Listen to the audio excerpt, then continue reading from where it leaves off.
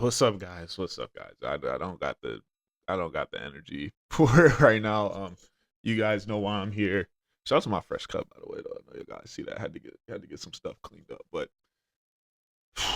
guys, um, Browns hired Todd Monken as their new head coach, and obviously a lot more has happened. We're seeing some Jim Schwartz drama on the timeline right now. I wanted to wait as long as I could to hop straight into the video. But more and more news kept breaking. I just kept seeing more and more and more things drop. So let's focus on how we got here. Let's start there. It was, I believe, it was either 2 days ago or yesterday. It was like Browns are flying to Los Angeles. They're gonna hire Nathan Shieldhouse. That's what it seemed. He was the favorite. It seemed like what was going to happen. Everyone was like, okay, we got one of the young offensive minds. It's locked in. We just saw the Rams still put up 30 points, lose because they couldn't get a stop in Seattle. Bam. They fly out there, have this long thing, no word, radio silence. He did not hop back on the plane back with us to come back. Boom. That happens. Put that in the back of your mind. This morning, you wake up, you hear the Todd Monken smoke, something about horses and a report. I don't remember who put it out, but that the Browns, I'm going to look for who the report was from, but the Browns, yes, Jeremy Fowler. The Browns notified Nate Shieldhouse this morning they were going in a different direction. Now, based on what we're about to talk about, believe that if you want. It sounds like bro might have just said no, because sure, they just looked at him and said we're going in a different direction. So boom. Tell Nate Shieldhouse, we're going in a different direction.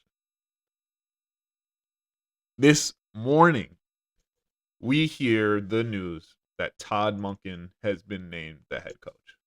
So that was already disappointing in itself for us. No, not a soul was saying we want Todd Monken. No one was saying we want the guy that people were saying was a grumpier Kevin Stefanski.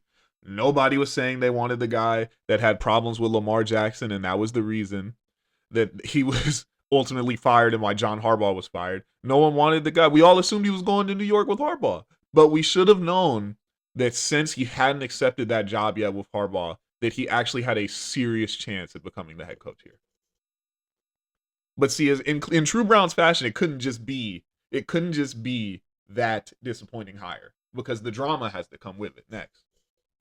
So the whole thing they've been saying this entire coaching cycle, and it's been picking up steam, is that the Browns want to retain Jim Schwartz as DC. That was the thought. But they also interviewed Jim Schwartz for the head coaching position. Obviously, it was something he wanted. So they were interviewing him, and it seems there was reports that Jim Schwartz believed he was going to get that job, and that he had spoke to Jimmy, and it seemed he was going to get that job, or that's what's rumored. Obviously, that did not end up being the case, and now Jim Schwartz is upset, and it seems he is leaving. A couple of the tweets we're seeing reports. Ari Mirov, an issue came up with the Brown search that some of the oh no, not that one, not that one. We'll get to that though. Browns, Jim Schwartz telling the Browns to screw off. Ari Mirov reported after finding out he was not the head coach. After the Browns informed DC Jim Schwartz this morning they were passing over him to hire Todd Monken, Schwartz was visibly upset, said goodbyes in the building, and told other coaches he's not coming back. Sources tell the insiders. That's Tom Pelissero. He also says the 49ers, among others, would likely be interested in Schwartz when he becomes available. Schwartz was in the Browns facility the past couple days in anticipation of being named the head coach, but he'd already told people that he were passed over, he wasn't staying. So this is the problem. He expected to be this, the communication and the dysfunction in the building. They just don't know what they're doing. He believed he was going to get the job, and he found out today that it was Monken. So obviously he's going to be upset. If you have a brain, if you have some sort of emotional intelligence, you would know that. So my whole thing is, if the goal was to retain him as DC versus these young minds, why didn't you go and get that confirmed with him? Why did he believe he was going to be the head coach then? That's the problem. Like, Jimmy was pushing Schwartz on these young candidates. That's why we didn't get Udinsky. That's why we didn't get Shieldhouse, is because they were saying you have to hire Schwartz. The whole time we didn't even know that he was going to want to do that. Another report came out saying that Schwartz wasn't going to be happy being passed over for a young mind, a young first-time coach. But Todd Monken is also a first-time head coach in the NFL. He's not happy with that either.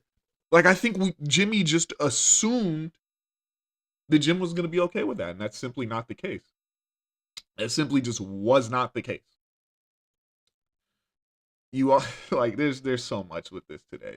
There's so much. So when you look at that, let's just think about the whole process. Let's think about the two things that seem to be at the top of the process when we started this that we all wanted. We wanted someone who was going to fix the offense, and we wanted to keep Jim Schwartz, or we wanted some mixture of the two. Those were our two things we wanted. We got or fix the offense, but we really wanted a young offensive line. We wanted a modern offense. We didn't want the grumpy Kevin Stefanski. We didn't want that. And look what we got. Neither of those things. It's very clear that from the reports that we've saw, and I've talked about in many of these videos, that AB wanted Udinski or Shieldhouse because he wanted that young mind to grow with him and to carry them into this next era of Cleveland Browns football. Jimmy coming in, saying all this stuff about the DC, telling these guys what they could and could not do. It's clear why Nate and Grant didn't end up being the coaches. It's because they didn't want to work here because of this environment, this toxic environment that has plagued this organization ever since they came back in 1999.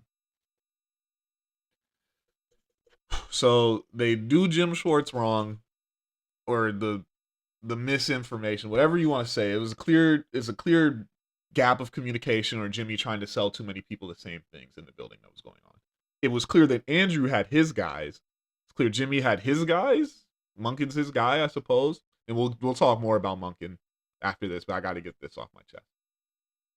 It's just so asinine that the whole point of us backing off of these candidates, that we were forcing these candidates that you need to keep Jim Schwartz without even having the guarantee that Jim Schwartz would be okay with that, and then ultimately losing Jim Schwartz, is the most Cleveland Browns thing ever. It screams pure confusion, delusion, and that's just all that this Jimmy Haslam ownership has been. It has been a guy that's way in over his head and is way too involved and is never sure about anything, is constantly changing his mind. Nothing's consistent. And that's why we're always in these ebbs and flows of just inconsistency, no communication, and just the dumbest stories every offseason. Like, again, we're looking at an offseason where we're going to be the talk of the town. We're going to win the offseason. We're going to be everyone talking about it. Laughing at us or not, we'll be in those headlines. We're going to be there, though. And this is just the first step of it. As far as the Monken hire, another thing that's interesting. Tweet that's been circling today. A Zach Jackson athletic report from 2019 when Todd Monken was the OC for the Browns. I didn't even mention he was the OC under Freddie Kitchens. Speaking of disgruntled offensive coordinator, Todd Monken's one season with the Browns was a disaster. Monken had the offensive coordinator title, but Kitchen called the plays, and it was clear that Kitchens and Monken's were never on the same page. Multiple sources told The Athletic that late in the season, Monken would spend time on the field before games telling opposing coaches how bad things were with the Browns, calling them a total mess, and saying that Kitchen's Sunday play calling generally steered away from most things that had been in the game plan from Wednesday through Saturday. So he's already been a part of the dysfunction. That'll be doing its rounds. How he was here being a sleeper agent, talking bad about the organization and the team and his head coach at the time. And now he's back and he's our head coach. I mean, it's just a clown show. And for all of us that watch this, it's reality TV. It's a clown show. It's drama, and it never turns into wins. It never does. Somehow the Cleveland Browns are always in the headlines, and it just has. It's never for a good thing. Never, ever, ever, ever, ever for a good thing, ever. Like, I'm just so flabbergasted by that, because the Monken hire was one thing. It was one thing, but we could have lived with it. But this whole Schwartz situation is ridiculous. It's ridiculous, because now, and it's only fitting now, whenever Grant Udinski and Nathan Shieldhouse become head coaches, they're going to be Sean McVay, Kyle Shanahan, prime Mike McDaniel, Ben Johnson, whoever. They're going to go be great. And the reason you didn't hire those guys was because you wanted to keep Jim, and you didn't even tell Jim that. And now Jim's going to probably go off to the 49ers, and they're probably going to win a Super Bowl next year or something with him as DC, because there's no way he's coming back here after this. But enough ranting about that. Let's get into what we do know, at least with Todd Monken, because he's probably going to have to hire a whole new staff. They're saying Ventrone's probably gone too. Like, this is insane. Insanity with the Browns. But that's the good thing about this YouTube channel. I'll always have something to talk about with these guys. So now I can't wait to hear what you guys have to say in the comments about this. But I'm sure everyone's going to be in agreement. Positives about Todd Monken. Coach Lamar Jackson to an MVP season. Coach Lamar Jackson to that infamous 41-4 season. Problem is we don't have Lamar Jackson. We don't have Derrick Henry. But Todd Monken is having a track record from his time at Georgia. He's had solid offenses in Tampa Bay, great offenses in Baltimore. He knows how to coach offense. You got to give him that. He's a very experienced offensive coach. He runs the Air Coryell system. So I hate to tell you guys this, but Deshaun Watson ran that system in Texans.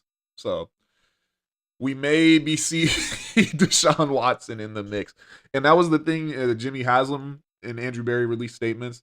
And the statement was that Todd put out a plan that they liked to fix the offense. He laid that out. He said there's a plan in place. No telling who that plan's about, because we know he runs a system that Deshaun Watson has ran before.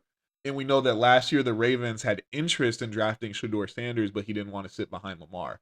So does that mean Todd Monken was high on Shedeur coming out, and now he has that system in place that he wants to employ with Shedeur this season?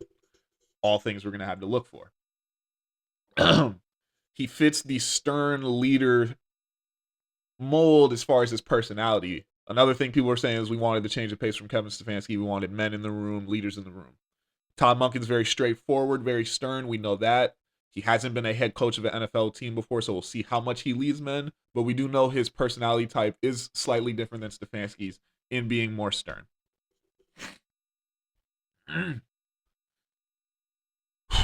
So we do know that. We know he's coached good offense. We know that the Ravens had interest in Shedeur, and we know he runs a system that Deshaun Watson has ran. We don't know who his OC is. We have no clue if Jim Schwartz will be his DC. And we don't know if he could be a head coach in the NFL because he's never done it. This is the most Cleveland Browns outcome that could have came from this coaching cycle. I'm sure there's even going to be more news tomorrow, breaking, but I decided I just need to hop straight into it, because if I wait for everything to break, I'll never post, because the Browns they never stop.